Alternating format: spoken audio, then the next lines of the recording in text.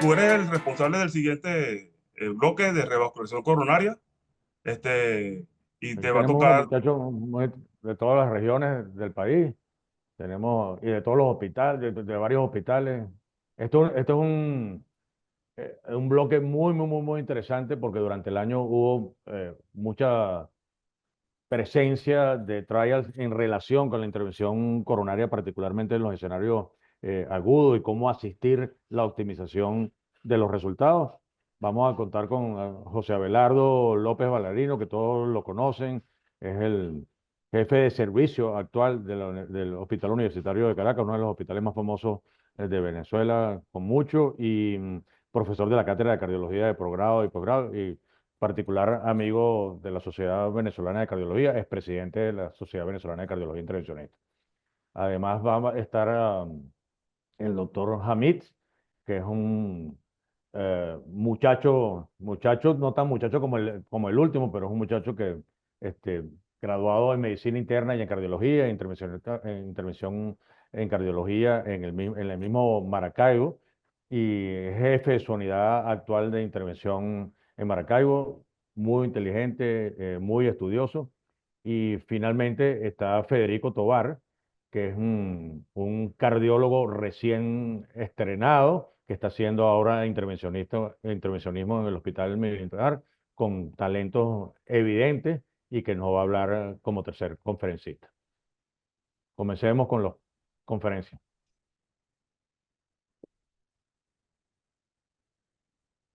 Hola, ¿cómo están? Les habla el doctor José Abelardo López.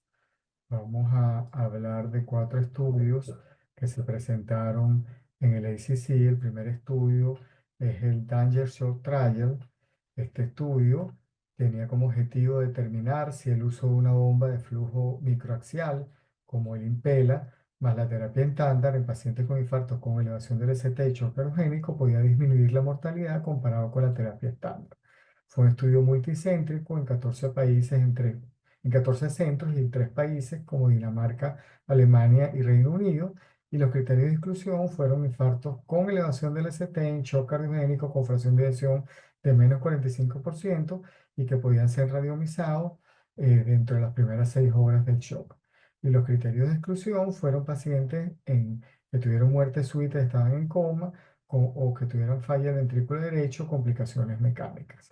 El punto final primario fue mortalidad a los 180 días y el punto final secundario fueron días vivos después de la salida del hospital, escalación a otro dispositivo de asistencia ventricular como el ECMO y diferencias en días de hospitalización.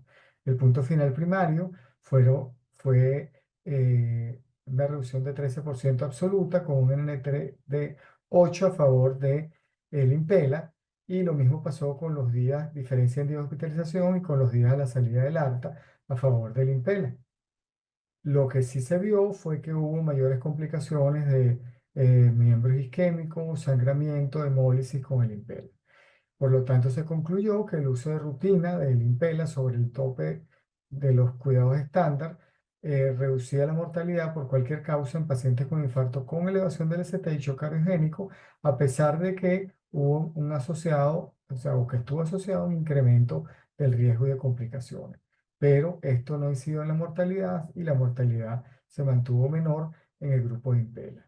Los resultados no se pueden extrapolar a otras causas de shock cardiogénico no isquémico y infarto sin elevación del ST. El segundo estudio es el Full REVAS. Este estudio se hizo en 32 centros en 7 países, principalmente en Suecia. Los criterios de inclusión fueron pacientes con infarto con elevación del ST o pacientes con infarto sin elevación del ST de muy alto riesgo, que se podían aleatorizar dentro de las 6 horas por revascularización y que tenían que tener enfermedad multivaso, lesión o lesiones en vasos culpables con diámetro de 2,5 más y que tenían visualmente estenosis de 50 a 99%. Y entonces a estos pacientes se les realizaba FFR y se veía si se revascularizaba el vaso culpable versus revascularización completa.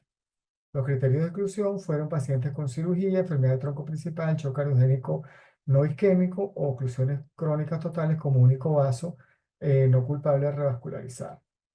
El punto final primario fue la falla del vaso diana, muerte por todas las causas, infarto del miocardio nuevo, por revascularización no planificada con un seguimiento de 4 años promedio. Y fíjense que no hubo diferencias estadísticamente significativas ni en el punto final primario ni en el punto final secundario. Por lo tanto, se concluye que en los pacientes con elevación del ST o sin elevación del ST de muy alto riesgo y enfermedad multivaso, la reconstrucción completa guiada por FFR versus la del vaso culpable únicamente no redujo muerte, no redujo infarto, no redujo revascularización no planificada.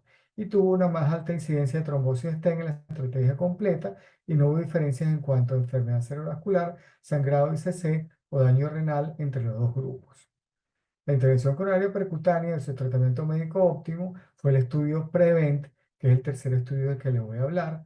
Este estudio consistía en evaluar si una intervención coronaria percutánea preventiva en una lesión focal no limitante de flujo, es decir, con FFR negativo, y que tenía una placa vulnerable definida por IBUS, mejoraba el tratamiento con STEM con respecto al tratamiento médico óptimo. Fue un estudio hecho en 14 centros en Asia, Corea, Japón y Taiwán, y uno en Nueva Zelanda con 1.616 pacientes. Los criterios de inclusión eran pacientes que tenían estenosis de más de 50% con FFR negativo mayores de 0,80 y que tenían dos de los siguientes cuatro criterios: área luminal mínima menor de 4 milímetros por AIBU, volumen o por OCT, volumen de la placa mayor de 70%, fibrateroma de cápsula delgada medido por menos de 65 micras por OCT o por AIBU, y placa rica en lípidos por espectroscopía por el MIRS mayor de 315.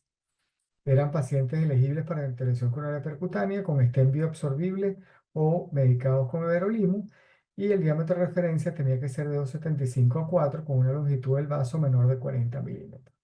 El punto final primario fue muerte por todas las causas, infarto en el vaso diana, revascularización del vaso diana manejada por isquemia o hospitalización por angina inestable o progresiva.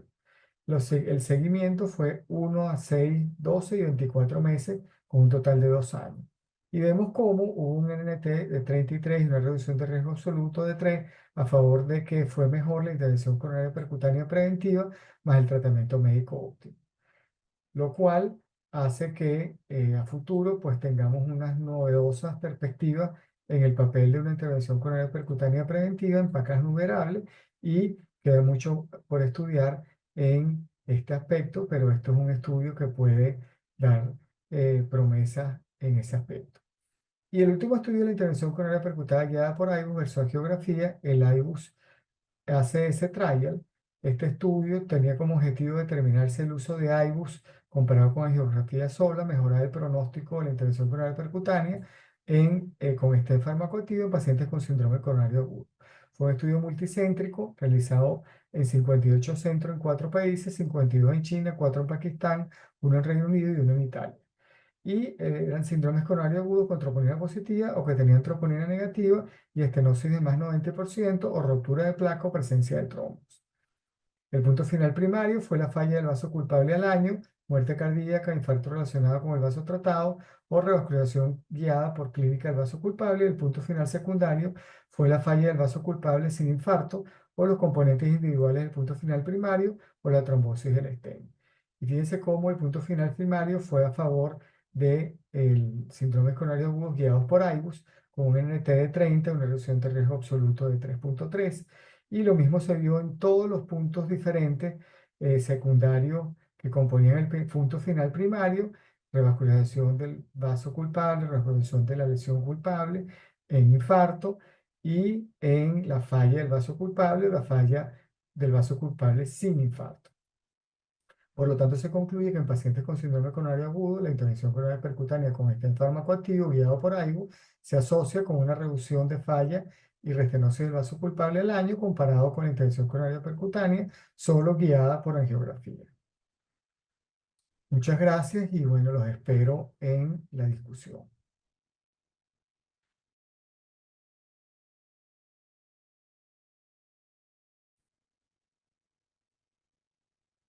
Muy buenas tardes. Primero quiero agradecer a la Sociedad Venezolana de Cardiología y a los organizadores del Big MECA por el gran honor de haberme invitado a formar parte de esta actividad. Yo soy el doctor Hamid Seifi, soy cardiólogo intervencionista de la ciudad de Maracaibo y vengo a conversar acerca de algunos estudios que probablemente vayan a tener un gran impacto sobre la práctica diaria en la cardiología intervencionista. El primer estudio del que vamos a hablar es el EARTH STEMI. El objetivo principal de este estudio es verificar si en población de pacientes igual o mayor de 75 años de edad, en el contexto de síndromes coronarios con elevación del ST, la estrategia de revascularización completa es superior a la estrategia de revascularizar solo el vaso culpable. Este es un metaanálisis. Aquí fueron tomados los estudios más emblemáticos que comparan estas dos estrategias y se extrajeron todos los pacientes con edades mayores o iguales a 75 años. En los resultados podemos ver que los pacientes sometidos a revascularización completa tuvieron una disminución significativa en los eventos adversos, pero este beneficio se mantuvo hasta el cuarto año de seguimiento, con un perfil de seguridad muy similar para ambos grupos. Podemos entonces concluir que en este grupo de pacientes revascularizar completo es seguro, reduce los eventos isquémicos hasta por 4 años, pero no tiene impacto sobre la mortalidad a largo plazo. Ahora vamos a hablar acerca del Infinity Sweat Heart. Este es un estudio en el cual el objetivo principal es evaluar la eficacia y seguridad de una nueva plataforma llamada Viadaptor Dynamics en comparación con los stents Resolute Onyx en una población muy amplia, inclusive aquellos pacientes con síndromes coronarios agudos, y de esta forma validar el mecanismo de acción propuesto para esta nueva plataforma. Es un estudio clínico multicéntrico, single blind, aleatorizado, que está basado en los registros médicos públicos de Suecia. Fue hecho en Suecia. Está preespecificado para no inferioridad los primeros 6 meses y para superioridad para algunos puntos específicos después de este momento. En los resultados podemos ver que durante el año de seguimiento no hubo diferencia significativa en el punto compuesto primario, es decir, dio positivo para no inferioridad en algunos puntos específicos, como fueron falla del vaso tratado y falla de la lesión tratada, una disminución significativa en los eventos adversos en aquellos pacientes que fueron tratados con el bioadapter. Podemos concluir entonces que el tratamiento con esta nueva plataforma pudiera reducir los eventos adversos relacionados con el vaso tratado, con la lesión tratada, y a su vez esto valida el mecanismo de acción propuesto para esta plataforma.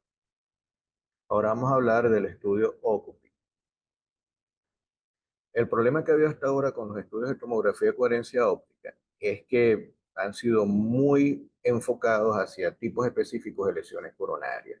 El objetivo de este estudio es comparar el beneficio clínico, si hay beneficio clínico en la intervención coronaria percutánea guiada por tomografía de coherencia óptica en un amplio espectro de lesiones coronarias complejas. Esto en comparación con la ICP, que es guiada solamente por angiografía, que es lo clásico hasta ahora. Es un estudio multicéntrico, también aleatorizado, de etiqueta abierta, realizado en Corea del Sur. Dentro de los resultados, podemos ver entonces que efectivamente hubo una disminución significativa de eventos adversos en aquellos pacientes cuya ICP fue guiada por tomografía de coherencia óptica, e incluso dentro de todos los pacientes que fueron realizados bajo tomografía de coherencia óptica, tuvieron mejor evolución aquellos que cumplieron los criterios de optimización en el implante del stent. Podemos concluir entonces que hacer intervención coronaria percutánea de lesiones complejas guiada por TCO redunda en beneficios clínicos significativos, sobre todo si se cumplen los criterios de optimización, y aún mejor no eleva la tasa de nefropatía por contraste. Ya para terminar, vamos a hablar del estudio REC-H31. El objetivo principal de este estudio es demostrar la no inferioridad del tratamiento con balón balón con droga en lesiones coronarias de novo, no complejas, en un espectro amplio de lesiones en comparación con el tratamiento con stent cubierto con droga, independientemente del diámetro del vaso tratado.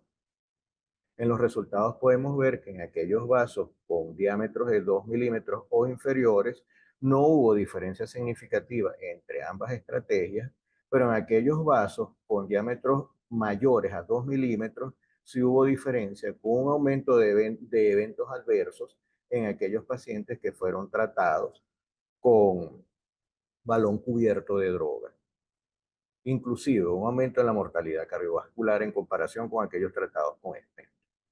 Podemos concluir entonces que esta estrategia de tratamiento con balón cubierto de droga es inferior a la estrategia a la estrategia basada en stent, y de hecho para aquellos pacientes con vasos o con lesiones en vasos de diámetros mayores a 2 milímetros, la estrategia de elección sigue siendo el implante de stent medicado. Y solamente pudiéramos considerar el tratamiento con balón de droga en aquellos pacientes que tengan lesiones en vasos por debajo de 2 milímetros de diámetro. Bueno, muchas gracias.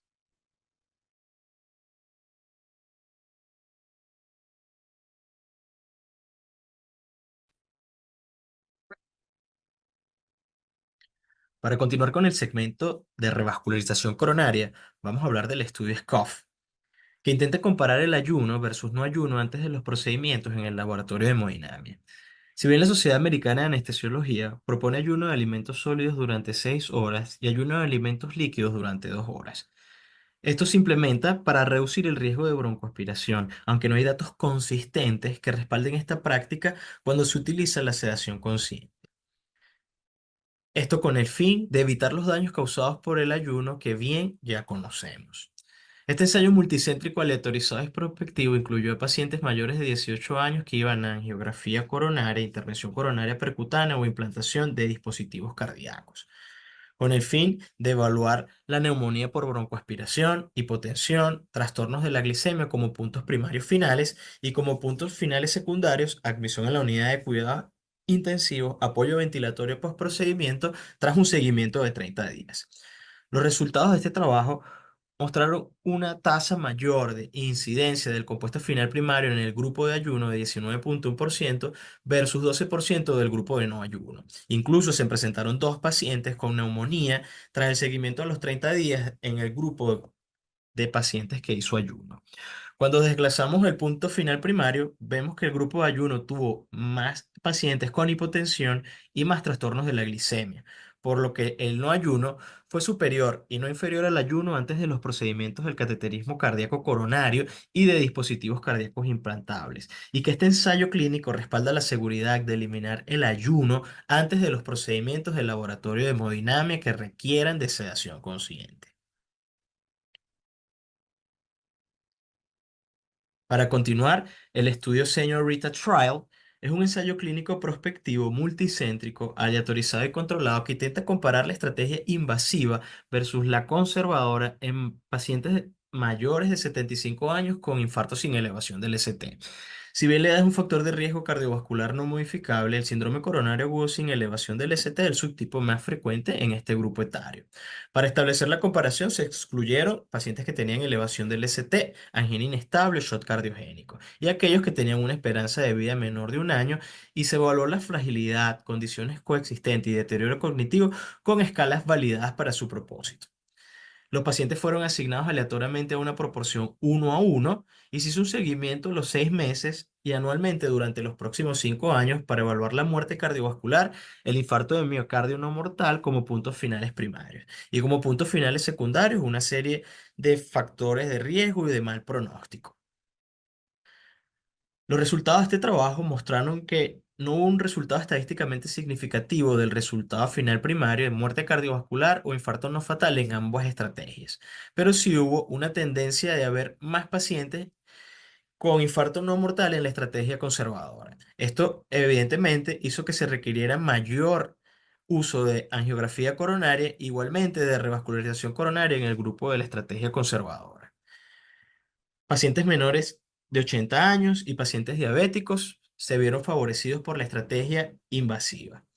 Cuando vemos la incidencia acumulada compuesta en curvas de Kaplan-Meier, vemos que no hubo una diferencia estadísticamente significativa tras el seguimiento de los 5 años, pero sí hubo una tendencia favorable en la estrategia invasiva en pacientes con infarto miocardio no fatal. Por lo que en la población estudiada, la estrategia invasiva no resultó en un riesgo significativamente menor de eventos de resultado primario y que hubo numéricamente menos infarto entre los pacientes en la estrategia invasiva.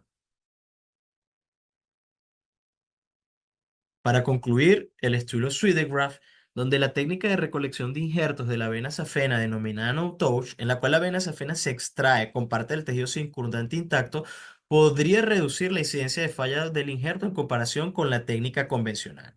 Esto tiene aval en las guías de revascularización miocárdica de la Sociedad Europea de Cardiología y este ensayo aleatorizado basado en registro incluyó pacientes menores de 80 años que iban a una cirugía de revascularización miocárdica con injerto de vena safena. Tras un seguimiento de 2 años, se evaluó el fallo del injerto definido como un injerto safeno ocluido o con estenosis de al menos 50% o más por angiotomografía o ICP del injerto venoso o en un segmento del vaso nativo proximal a la anastomosis distal del injerto venoso. Y en los puntos finales secundarios se evaluó el compuesto de MACE, necesidad de revascularización y complicación de la herida posquirúrgica del miembro inferior. Cuando evaluamos el punto final primario, el compuesto, no hubo resultado estadísticamente significativo ni cuando se desglosan individualmente entre ambas técnicas. Cuando se evalúan los puntos finales secundarios, no hubo diferencia de MACE en necesidad de revascularización, pero sí hubo más complicaciones de herida quirúrgica a los 3 meses en los pacientes aleatorizados a la técnica no-touch, en necesidad de antibióticos, incluso tras el seguimiento de esos años, había persistencia de inflamación, trastornos de la sensibilidad, persistencia del dolor y más síntomas residuales, por lo que la técnica no-touch no fue superior a la técnica convencional y que esta técnica tuvo mayor tasa de complicaciones de herida de la pierna, mayor número de síntomas residuales, y este ensayo clínico no apoya el uso rutinario de la técnica no-touch para obtener el puente coronario. Muchas gracias por su atención.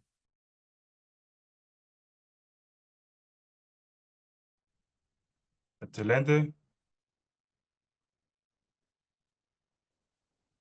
Excelente los muchachos, Juan, ¿no te parece que se ajustaron al Maravilloso. tiempo de manera fantástica y no da Sí, sí, sí. tiempo de discutir? Lo que pasa es que hay mucha información, pero vamos a ver qué podemos sacar de esto. Tú que eres un magnífico clínico, seguro que tienes preguntas importantes. Quizás yo le diría a cada uno que escogiera de todo lo que aprendió en sus presentaciones, cuál es el mensaje más relevante que tendría para la audiencia de cardiólogos clínicos que están escuchándonos en este momento. No sé si comenzamos con Abelardo. Hola, Abelardo, ¿cómo estás, amigo mío? ¿Todo bien? Hola, ¿todo bien? ¿Cómo están por ahí? ¿Están todos conectados? ¿Están los tres conectados? Aquí Sí. estoy. Y aquí Gracias por la estamos, doctor. invitación. Vale, vale. Buenísimo. Excelente.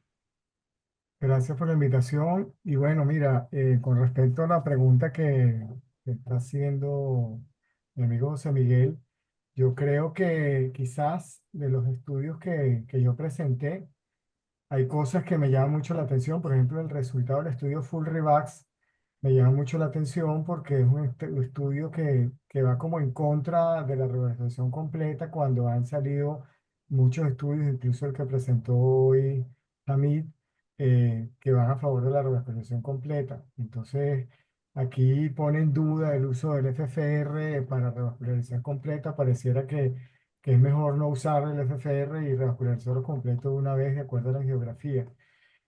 Esto puede traer mucha controversia y también me gustaría saber la opinión de José Miguel en ese aspecto. Y lo otro que es corroborar el uso del IBUS que es preferible para el uso cuando nosotros lo disponemos. Siempre tenemos la limitación del costo, pero oye, si tenemos la posibilidad de usar algo para tratar lesiones, inclusive síndromes coronarios agudos, nos demostró el estudio de IBUS ACS y lo ha demostrado muchos otros estudios que es superior cuando usamos el IBUS los resultados que cuando no lo usamos en nuestros pacientes, ¿no? Absolutamente. Sí, yo creo que ahí estás estás trayendo a la mesa dos puntos fundamentales. Uno es esta información que se sale un poco de todos los trials que veníamos coleccionando acerca de los beneficios de la revascularización completa como la mejor manera de tratar a pacientes en el contexto de síndrome coronario agudo, particularmente en el síndrome coronario con elevación del ST, que además tiene una indicación 1A, y estamos esperando algunos trials incluso más grandes, pero después del COMPLETE, que fue un estudio muy bien hecho, liderado desde Canadá, pareciera que allí no había más dudas. Las dudas con respecto a la revascularización completa, creo yo, eh, están con respecto al timing, cuándo hacer la revascularización completa, si en el evento índice o en los días subsiguientes o en los siguientes 21 días o en los siguientes 45 días, según las guías, en los siguientes 45 días. Yo creo que mientras más precoz lo hagas, mejor por cuestiones de logística, de seguridad del paciente, de efectividad del centro en el manejo de recursos, pero por supuesto tiene esa flexibilidad de que se puede hacer en el índice. Tú estás autorizado para hacerlo en el índice, y creo que lo hemos conversado otras veces. Si es un infarto no complicado y es una simple OM que está obstruida, pero tienes una lesión de la DEA severamente estenótica, 99%, con trombo, probablemente lo puedes hacer en ese mismo evento. Si el paciente está completamente estable, es un paciente joven, no tiene insuficiencia renal, etcétera, etcétera, etcétera. Pero si no, si es un poco más complejo lo que vas a manipular dentro de la coronaria, puedes hacerlo en las siguientes 72 horas, en las siguientes semanas. Y creo que se debe hacer, lo que yo sí creo es que idealmente se debería hacer en la misma hospitalización. O sea, el paciente ingresó y 2 o 3 días después se hace la revascularización completa y después se egresa al paciente. Sí, yo estoy completamente de acuerdo contigo y yo creo que ahí la palabra clave es el sentido común. El Totalmente. sentido común del Totalmente. hemodinamista en el momento. O sea, no tiene lógica que en el mismo momento, si tiene una crónica total o una bifurcación compleja, la vayamos a tratar en una lesión no culpable. Y es mejor esperar y esperar el tiempo prudente que dé el sentido común. Como tú dices, como dice bien José Miguel, probablemente lo ideal sea hacerlo en la misma hospitalización, pero si el paciente todavía no está estable del infarto, si fue un infarto muy grande, si tiene algo de insuficiencia cardíaca, a lo mejor sea más prudente Ah, retardarlo planificarlo a pues, dos en los siguientes. semanas o planificarlo a Total, 3 semanas. O sea, yo totalmente. creo que aquí el sentido común en la reflexión completa es fundamental. Sí, Sí, sin embargo, lo que yo he leído es que cuando haces dos tiempos, existe más riesgo de complicaciones. Pones más contraste otra vez. Cada procedimiento tiene un riesgo. Entonces, si haces dos procedimientos, tienes más riesgo que si haces uno solo. Sí, Es lo que he visto, es lo que he leído al respecto. sí, pero eso es relativo porque también Relativo, depende claro. de todos los criterios de inclusión que se utilicen en los determinados estudios, pero no cabe duda de que si tú, por ejemplo, tienes una crónica total o tienes una bifurcación, el met- a lo mejor le metes más contraste en los dos procedimientos, pero si tú le metes más contraste en el mismo procedimiento, en un caso agudo, probablemente ahí vas a tener más problemas con la función renal que si lo haces en De dos acuerdo. tiempos, aunque uses más contraste en los dos procedimientos. Claro. Ahí lo De acuerdo. importante, Juan, es nuevamente resaltar para los que nos están oyendo, es que de acuerdo al criterio del hemodinamista y al sentido común, como dice Abelardo, en el evento índice tú puedes hacer revascularización. Estás autorizado para hacer revascularización completa. Antes estaba contraindicado, pero ahora estás autorizado para hacerlo. Pero Ujú. vas a tomar la decisión de acuerdo al contexto clínico del paciente y por supuesto su dato demográfico. Nuevamente, no es lo mismo si el paciente tiene 95 años, si el paciente tiene 60 años, si tiene lesiones simples o si tiene lesiones complejas. Entonces tú decides de acuerdo a eso, pero sí creo que debe haber una tendencia a revascularizar post-IM tan completo siempre y tan precoz como sea posible, de acuerdo a las posibilidades incluso del centro, por supuesto. De acuerdo. De acuerdo. Si a la revascularización la puedes soportar con imágenes, seguramente la optimización del resultado va a garantizar menos eventos en el seguimiento, y eso está demostrado hasta el Está cansancio, demostrado ya totalmente. tampoco se discute.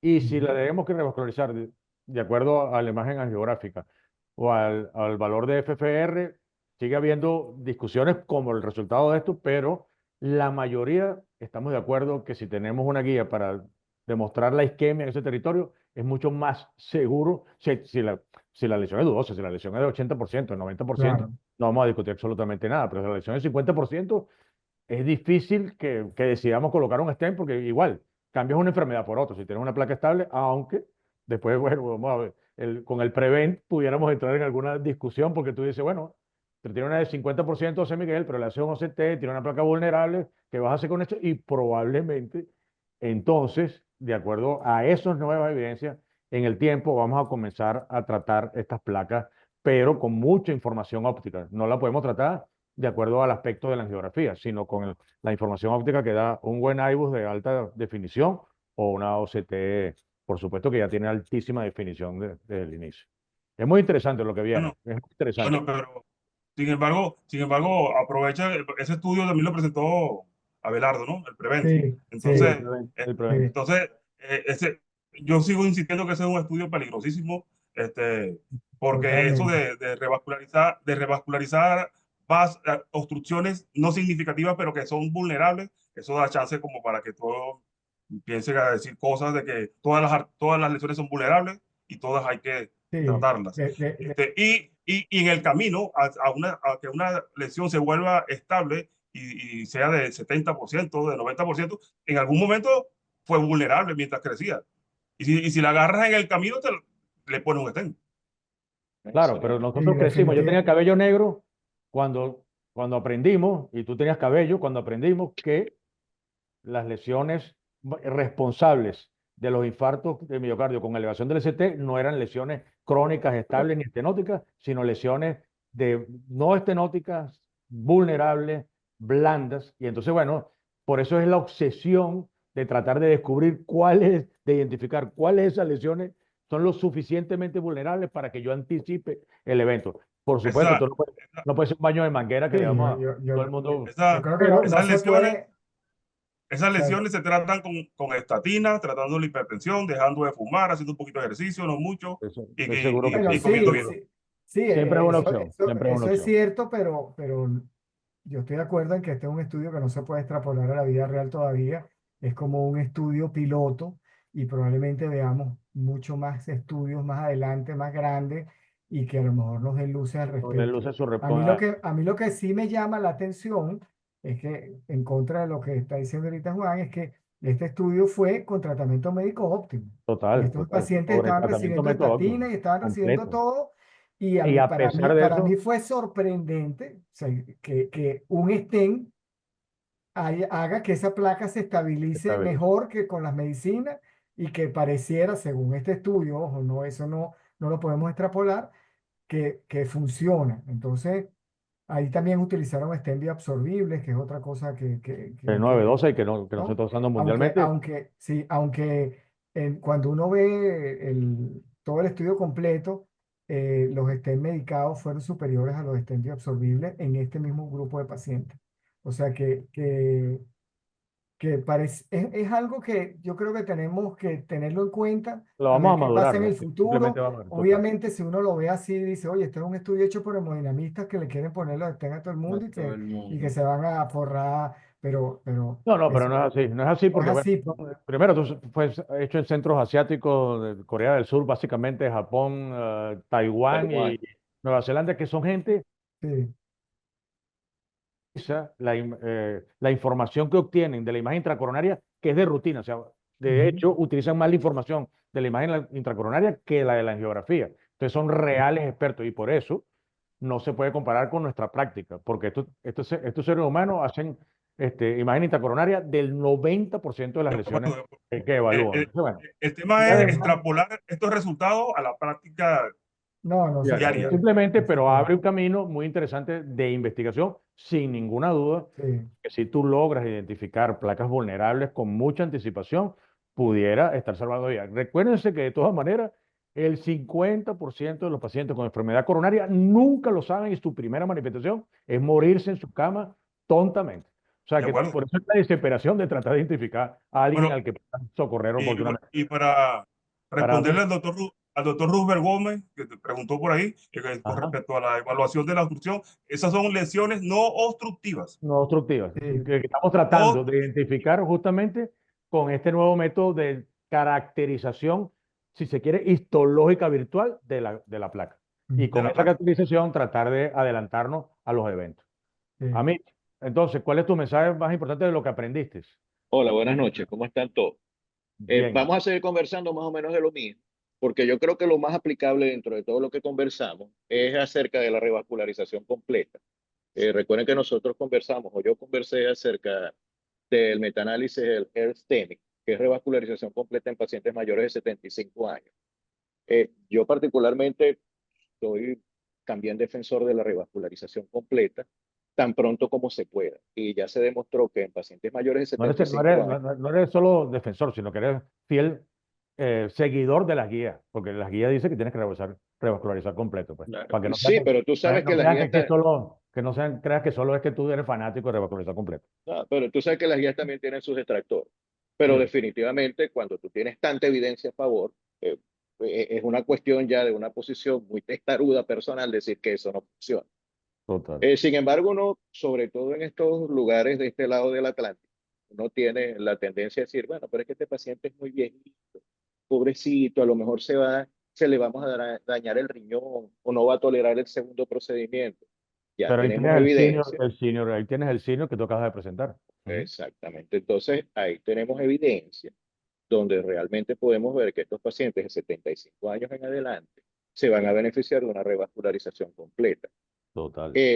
Echando mano a todo lo que hemos dicho, que lo dijimos en el Minimeca y lo estamos diciendo ahora, utilizando el sentido común.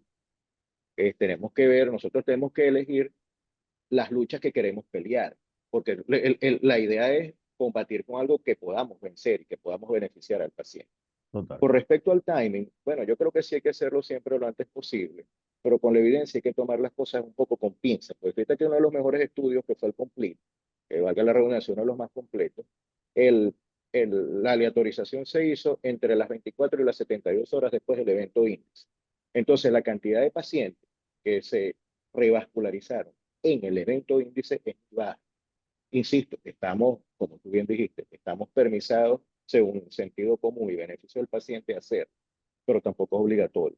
Tenemos un periodo de tiempo para poder llevar al paciente un segundo round, un poco más estable, con menos vasoespasmo, quizá con menos trombo, para poder reexaminar, Total.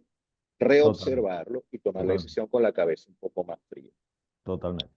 Otra cosa un poco también interesante dentro de los 4 estudios es en el Occupy, el de OCT en pacientes de Corea del Sur. Yo creo que contar con la herramienta es extremadamente importante y usarla es muy importante. Pero el verdadero mensaje de este estudio no es solamente usarla, es usarla bien, es Totalmente. usarla bien, es cumplir los criterios de optimización. No solamente decir, mira, yo utilicé OCT, hice una angioplastia con OCT, publicar la foto, todo muy bonito, pero tú tienes que estar seguro de cómo estás utilizando la técnica y darle, darle el plus al paciente de beneficiarlo con la técnica que estás usando. Con lo Totalmente. de respecto a lo Porque demás, bueno, con el OCT tú puedes optimizar, puedes confirmar particularmente en el post-PCI, puedes confirmar si el stent está completamente posicionado, adecuadamente expandido y además eso tiene unos números, o sea, adecuada claro, expansión es por encima de 80, pero óptimo es por encima de 90 de sí. expansión del tamaño En, del vaso. en, Eso es muy en relevante ese estudio a se futuro propusieron básicamente 3 criterios de y optimización, complicación de los bordes. O sea, que descartar son complicación de los bordes. criterios de expansión, que es el que tú estás diciendo, de aposición. Estamos hablando de aposición que en iBus, que es probablemente en lo que yo tengo un poquito más de experiencia, visualmente lo podemos ver, pero en OCT es donde tú puedes medir en micras, Total. cuántas micras hay Total. entre el extrude y la Eh, pared.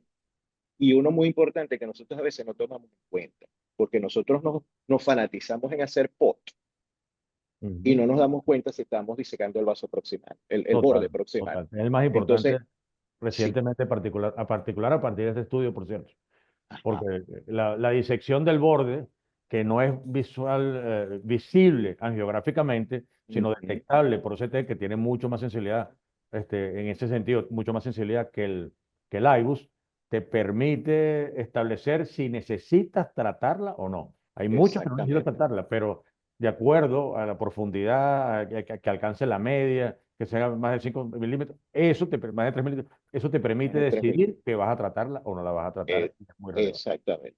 Con respecto al rate cage free, que es el de balón medicado en contra stent, yo creo que no hay nada nuevo. Yo creo que No, en vasos mayores de 2 milímetros todos estamos de acuerdo que la estrategia de elección ha de ser la basada en stent.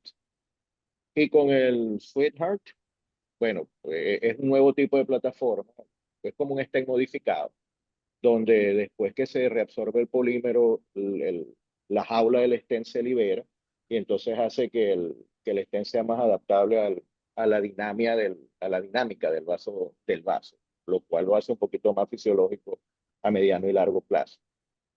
Pero ya eso A son cosas lo- muy, muy específicas. sí, con lo único que... en todo caso, para los clínicos, el bioadaptador viene siendo un stent igual, pero que se adapta, Es un stent, ¿o Vamos, no? este stent tiene la ventaja de que tiene un mecanismo que permite que el stent se desencaje de alguna manera a los 6 meses. Entonces se hace flexible el stent sí, y permite que el pero no que vaso, se desencaje del vaso, no, no, eso hay que no, explicarlo bien, cuidado. desencaje de la estructura que los une, ¿no? Tiene unos links que se van reabsorbiendo y a los 6 meses se llama así, desencajar. La verdad que no sé Sí, exactamente cuál es la palabra Alec, que lo traduce, pero permite que el vaso recupere la pulsatilidad, la vasomoción y aparentemente favorece la remodelación positiva. De hecho, cuando tú ves, este stent está comparado contra el stent más importante del mercado, el mejor de todos, y a los 6 meses la curva del Bioadaptor se estabiliza por completo y la curva del Onyx, que es el stent de Medtronic, sigue por ascendiendo eso. y con eventos recurrentes. Entonces, hubo una Ajá, diferencia clarísima de comportamiento en los eventos recurrentes a los 6 meses. Uno continuó y el exactamente. otro completamente se Y aplanó. Esto es muy interesante. exactamente. Sí, sí, es Ok. como una nueva generación a la que probablemente nos vamos a tener que adaptar en un tiempo. Es Sí, como un Claro. intermedio entre los bioabsorbibles, que todos exactamente. sabemos que no son tan buenos, y el stent tradicional, Ok. recogiendo como lo Ahora, mejor de las dos cosas. y ahora tenemos que hablar con el muchacho de la película, porque es el más muchacho, ¿no? El juvenil de la partida. Sí, el rookie. Con el rookie. Vamos a hablar con el rookie a ver cuál Bueno, es. Mira, primero un enorme placer y muchísimas gracias por estar aquí con ustedes y con todas estas celebridades de la cardiología en Venezuela. En cuanto al estudio SCOF, que de verdad que es una práctica que se está implementando en muchos laboratorios de hemodinamia, que es no implementar el ayuno.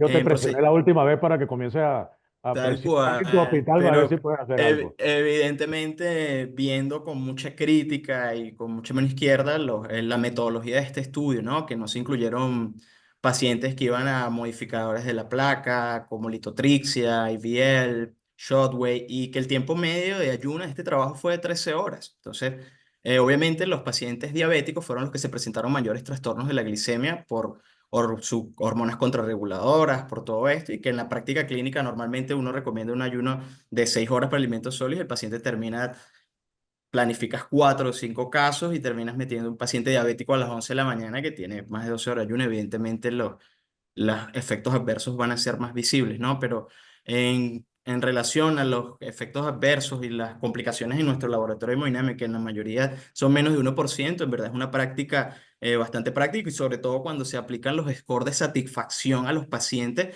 obviamente todos estos pacientes están mucho más tranquilos, mucho más Más contentos contento, total. y las complicaciones realmente no son tan evidentes. También, como les recordar que la dieta, que es donde se hizo este trabajo, una dieta australiana, una dieta basada en el American Breakfast prácticamente, scrambled leche, French toast y todas estas dietas americanizadas. Probablemente el paciente que se le diga que no necesita hacer en nuestro país, no hacer ayuno, este paciente se va a comer un desayuno criollo, sobre todo una cachapa, una cuestión. Un Entonces creo que pabellón, un vale, pabellón, no comieron pabellón canguro. duro. valdría la pena, hay que ser bastante específico y bastante claro con el ayuno de esos pacientes y saber elegir a cuáles vamos a elegir para no hacer ayuno y dar una información muy clara y muy certera para evitar complicaciones como lo que haya neumonía por broncoaspiración, trastornos de la glicemia y deshidratación.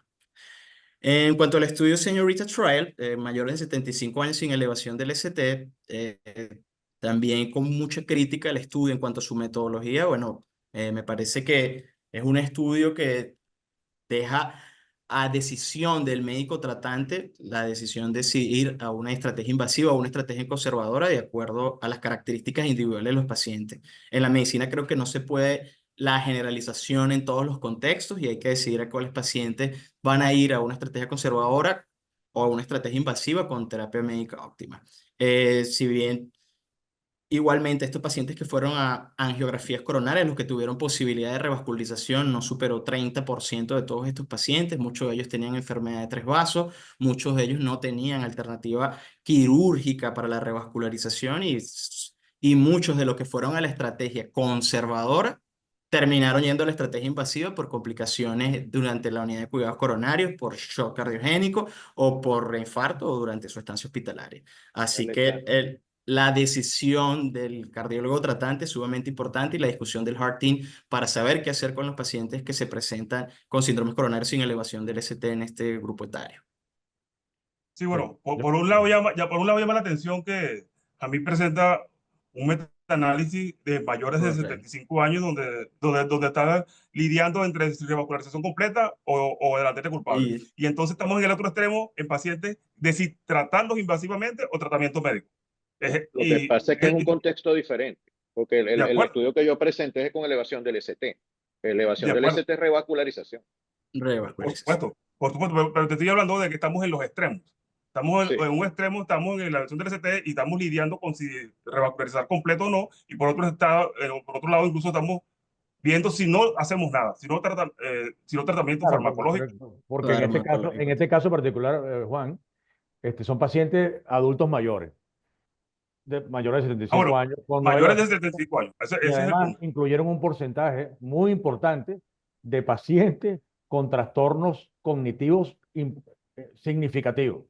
O sea, que es una cosa con la que yo estoy muy enredado mentalmente de si hacer o no, porque pacientes con trastornos cognitivos fueron revascularizados. O sea, porque, bueno, el paciente tiene derecho, entre comillas, a la vida, a pesar de que no sepa dónde está, pero yo, claro, eso es muy difícil de discutir en este escenario. Pero en todo caso, son pacientes mayores de 75 años, con un promedio muy cercano a los 80 años.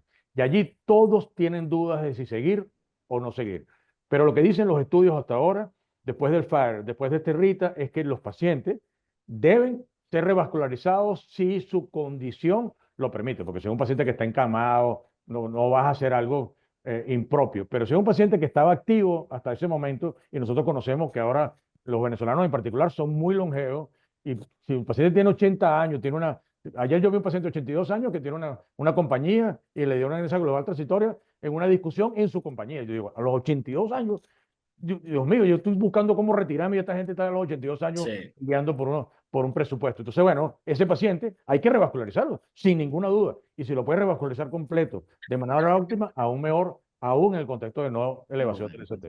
Ese es el mensaje, básicamente. Sí, y una de las particularidades de este trabajo fue la cantidad de pacientes que no eran conocidos con deterioros cognitivos y con la aplicación del MoCA test y de otras escalas validadas. Más del 50% de estos pacientes mayores de 75 años tenían trastornos neurocognitivos diferentes entre mayor y menores. Es un trabajo Sí. inglés muy completo. Con lo único que estoy reñido es con la revascularización en pacientes con demencia. Pero bueno, es un tema para discutir individualizadamente cada paciente. Bueno, creo que llegamos al tope de tiempo, Juan. Ahí tengo varias señales allí de la doctora Ariadna mandando banderitas rojas por el teléfono. Sí, Lo que bueno, veo- solo un par de palabras para los bypass, que definitivamente el bypass de la técnica no touch definitivamente no fue mejor que la técnica convencional y que los puentes se deben seguir trayendo de las piernas de la misma manera que siempre se ha hecho, ¿no? Exacto, muy Sí, importante. incluso me aumentó el tiempo de bomba, la técnica No, no touch. Las y aumentó, complicaciones, las complicaciones. las infecciones en las Las piernas infecciones y los en malestares estas en las piernas y en piernas el esternón. posteriormente. Increíble, pues. Sí, sí, Entonces, no. o sea que pareciera que el no touch no es una No. opción aplicable, pues, Pareciera no una acción aplicable en el mundo real. por ahora. Exactamente. Bueno, gracias Abelardo, a mí, Federico, excelente, de verdad que mucha